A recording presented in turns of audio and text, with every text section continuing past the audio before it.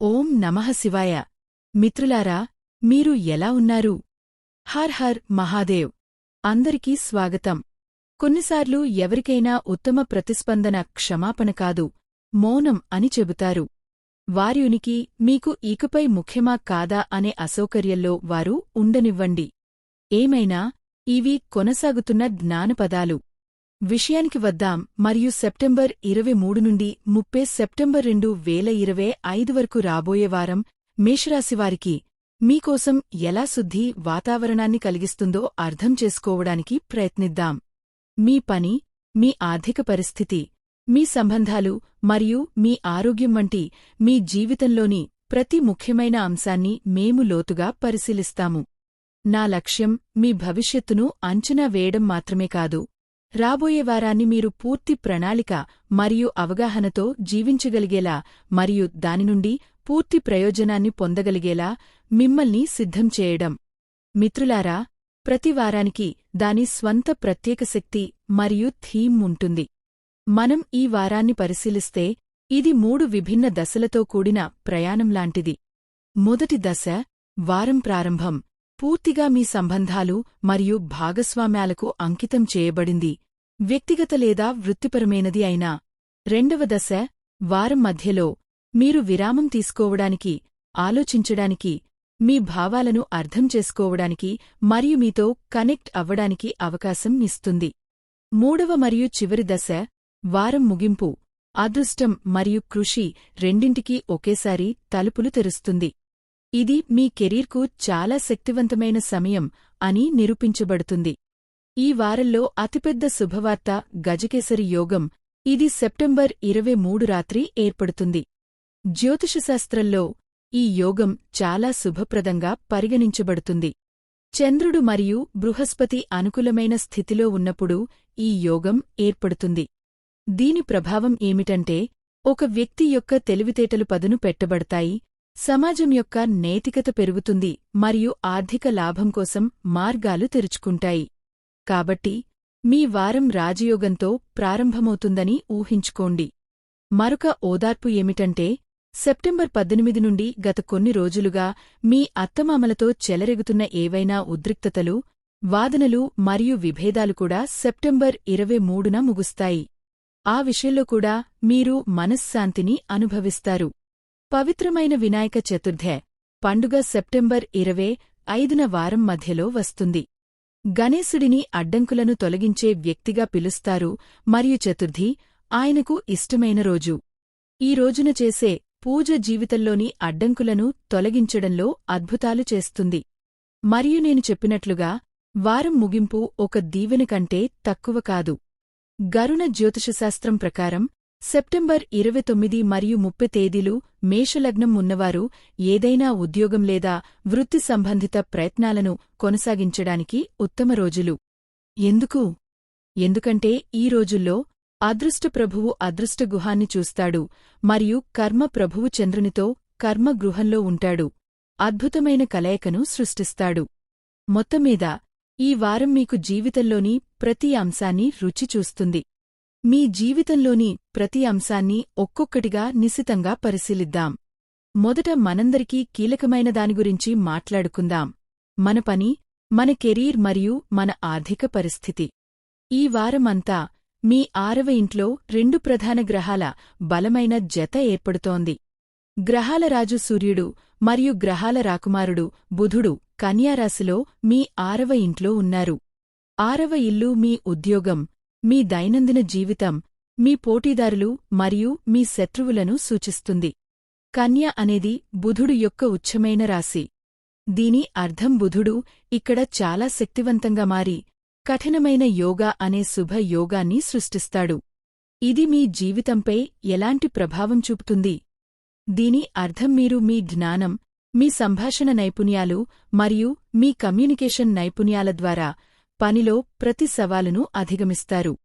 మీరు ఉద్యోగంలో ఉంటే మీ వెనుక మాట్లాడేవారు లేదా మీ పనిలో జోక్యం చేసుకునేవారు ఇప్పుడు ప్రశాంతంగా ఉంటారు. మీరు మీ పనిని చాలా బాగా నిర్వహిస్తారు, మీ బాస్ కూడా మిమ్మల్ని ప్రశంసిస్తారు. మీరు వ్యాపారంలో ఉంటే మీరు మీ పోటీదారుల కదలికలను ఊహించి మీ వ్యూహంతో వారిని ఓడిస్తారు. మీకు పాత కోర్టు కేసు పెండింగ్లో ఉంటే మీరు దానిని గెలుచుకునే అవకాశం ఉంది. సూర్యుడి మద్దతుతో మీరు ప్రభుత్వ రంగాల నుండి కూడా ప్రయోజనం పొందవచ్చు. ఇప్పుడు మీ 7వ నివాసమైన తులారాశిలో సంచరిస్తున్న కుజుడు గురించి మాట్లాడుకుందాం. 7వ ఇల్లు వ్యాపారం, భాగస్వామ్యాలు మరియు మీ ప్రత్యక్ష సామాజిక పరిచయాలను సూచిస్తుంది. కుజుడు శక్తి మరియు చర్య యొక్క గ్రహం. ఈ స్థానం మీ వ్యాపారం పట్ల అపారమైన మక్కువను కలిగిస్తుంది. మీరు కొత్త ఒప్పందాలను పొందడానికి తొందరపడతారు, కొత్త క్లయింట్లను కలుస్తారు మరియు అన్ని విధాలుగా దీన్ని చేయాలనే తీవ్రమైన కోరికను అనుభవిస్తారు. ఈ శక్తి చాలా మంచిది. కాని దీనికి మరోవైపు కూడా ఉంది. 7వ ఇంట్లో ఉన్న కుజుడు వ్యాపార భాగస్వాములు లేదా జీవిత భాగస్వాములతో సంబంధాలను దెబ్బతీస్తుంది. మీ సంభాషణలు కొంచెం కఠినంగా మారవచ్చు, కాబట్టి మీ ఉత్సాహంలో మీ నిగ్రహాన్ని కోల్పోకుండా ఉండండి. ఈ వారం బృహస్పతి మరియు రాహువు మీ ఆర్థిక పరిస్థితిపై గణనీయమైన ప్రభావాన్ని చూపుతారు. మీ 3వ ఇంట్లో కూర్చున్న బృహస్పతి మీ మనోధైర్యాన్ని పెంచుతున్నాడు. దీని అర్థం మీరు ఎంత కష్టపడి పనిచేస్తే అంత ఫలవంతమైన ఫలితాలను పొందుతారు. ఇక్కడి నుండి బృహస్పతి ప్రత్యక్ష దృష్టి మీ 9వ ఇంటిపై అదృష్ట గృహంపై పడి మీ అదృష్టాన్ని పెంచుతుంది. ఒక కన్ను మీ 7వ ఇంటిపై ఉంది, ఇది కుజుడి కోపాన్ని శాంతపరుస్తుంది, మరియు మరొకటి మీ 11వ ఇంటిపై లాభాల గృహంపై ఉంది. రాహువు మీ 11వ ఇంట్లో ఉంచబడ్డాడు. 11వ ఇంట్లో ఉన్న రాహువు ఆకస్మిక ఆర్థిక లాభాల కోసం కొత్త మార్గాలను తెరుస్తాడు. మీరు అకస్మాత్తుగా ఎక్కడినుంచో డబ్బు పొందవచ్చు, పాత పెట్టుబడి నుండి లాభం పొందవచ్చు, లేదా మీ సామాజిక వర్గంలో మీకు లాభదాయకమైన ఒప్పందాన్ని తీసుకురాగల వ్యక్తిని కనుగొనవచ్చు.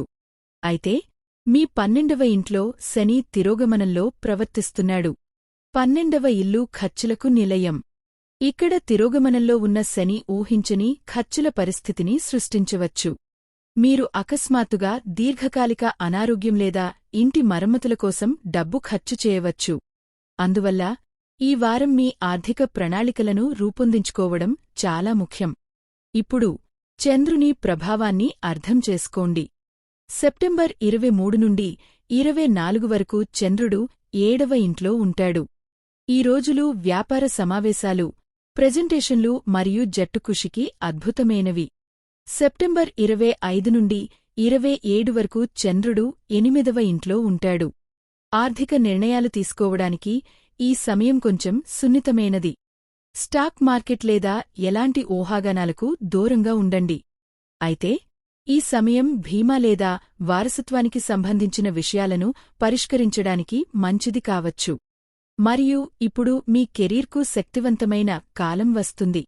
22 నుండి 29 వరకు చంద్రుడు 9వ ఇంట్లో మీ అదృష్టానికి మద్దతు ఇస్తాడు మరియు 30వ తేదీన అది 10వ ఇంట్లోకి వెడుతుంది, మీ పనిని నేరుగా బలపరుస్తుంది.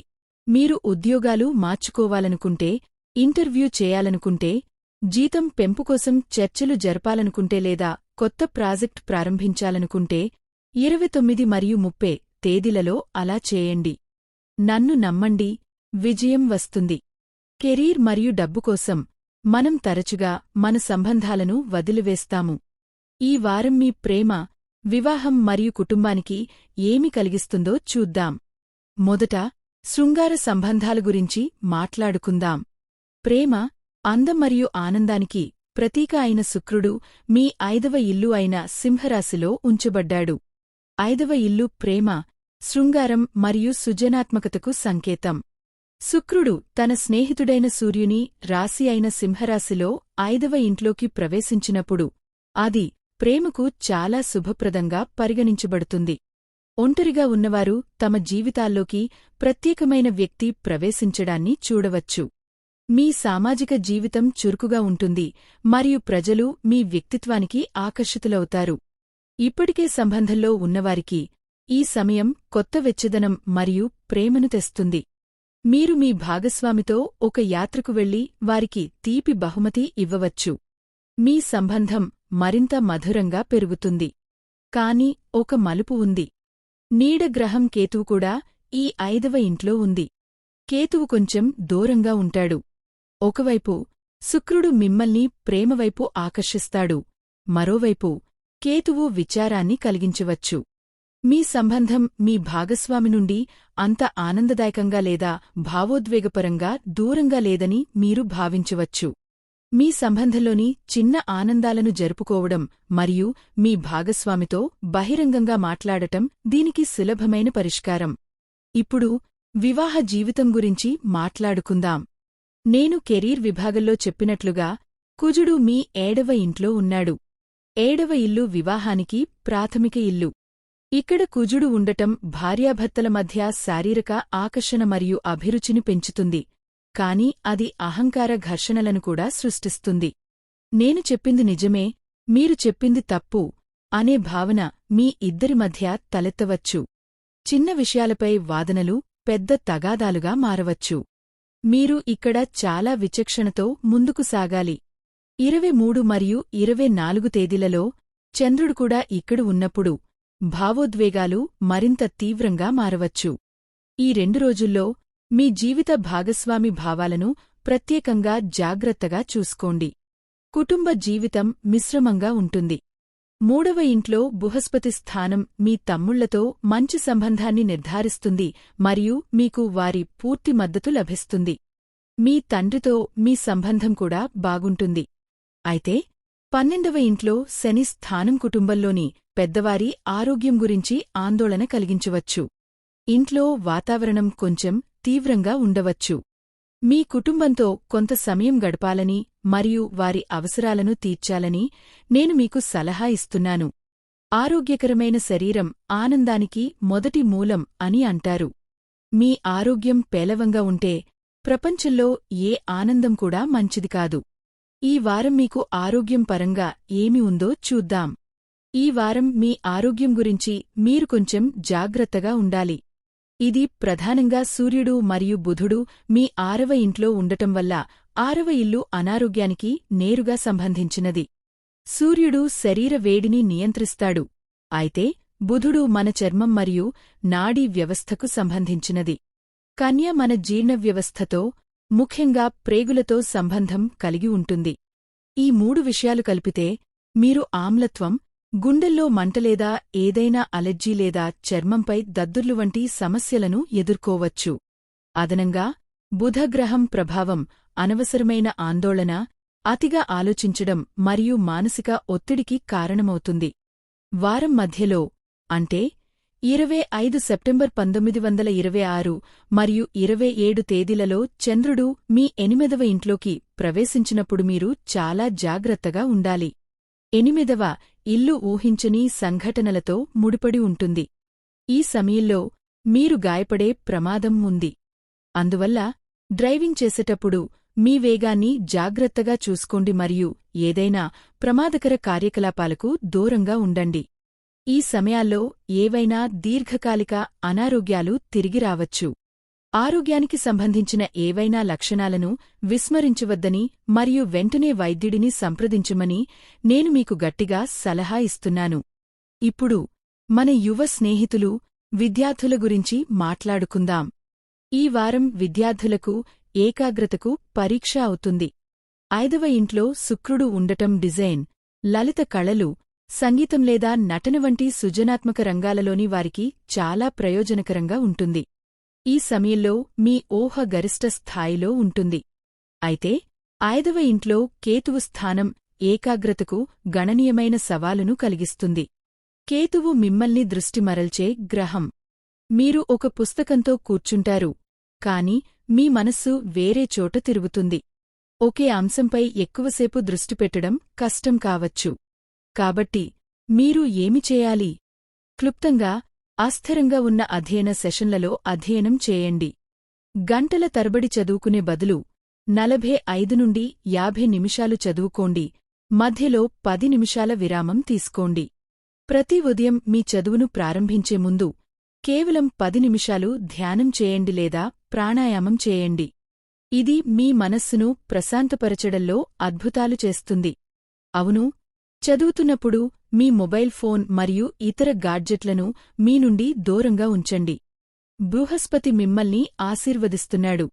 కాబట్టి మీరు కష్టపడి పనిచేస్తే మీరు ఖచ్చితంగా ప్రతిఫలాలను పొందుతారు. సారాంశం మరియు నివారణలు.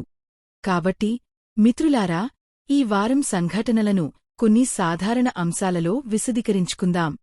వారం సంబంధాలు మరియు శుభ యోగాతో ప్రారంభమవుతుంది. వారం మధ్యలో ఆర్థిక మరియు ఆరోగ్య విషయాలలో కొంత జాగ్రత్తను సూచిస్తుంది. వారం ముగింపు మీ కెరీర్కు ఊతం ఇవ్వడానికి ఒక సువర్ణావకాశాన్ని తెస్తుంది.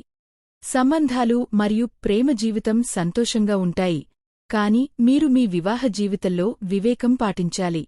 ఈ వారం మీకు అత్యంత శక్తివంతమైన మరియు అదృష్టకరమైన రోజులు సెప్టెంబర్ 29 మరియు 30. ఈ 2 రోజుల్లో మీ అతి ముఖ్యమైన పనులను పూర్తి చేయడానికి ప్రయత్నించండి.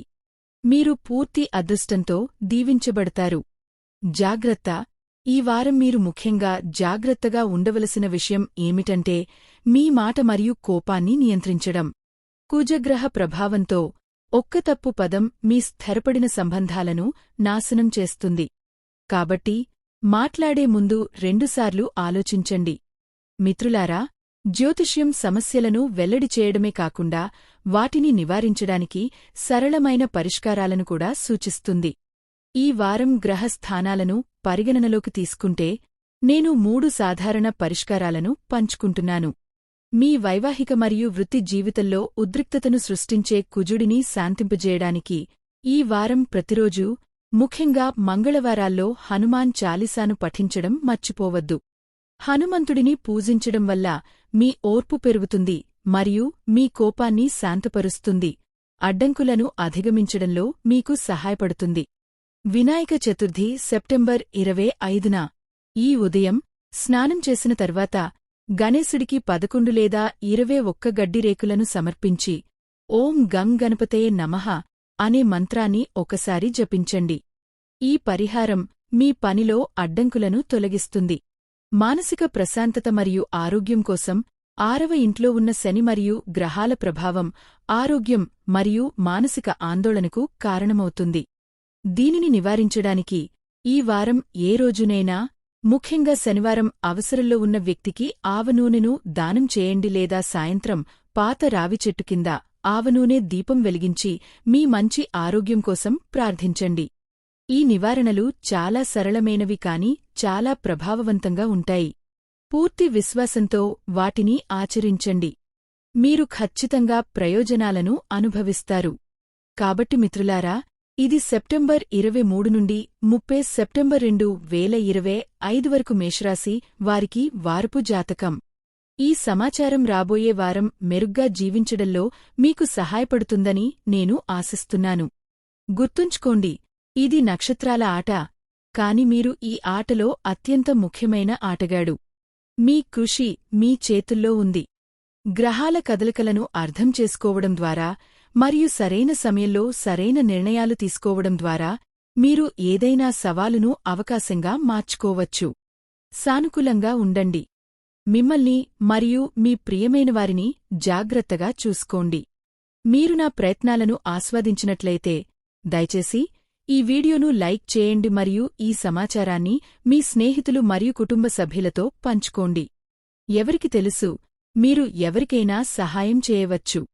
మరియు ఇలాంటి ఖచ్చితమైన జ్యోతిషశాస్త్ర సంబంధిత సమాచారం కోసం మా ఛానల్కు సభ్యత్వాన్ని పొందడం మర్చిపోవద్దు.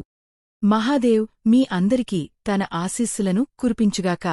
రాబోయే వారం చాలా శుభప్రదంగా ఉండుగాక. Her her Mahadev.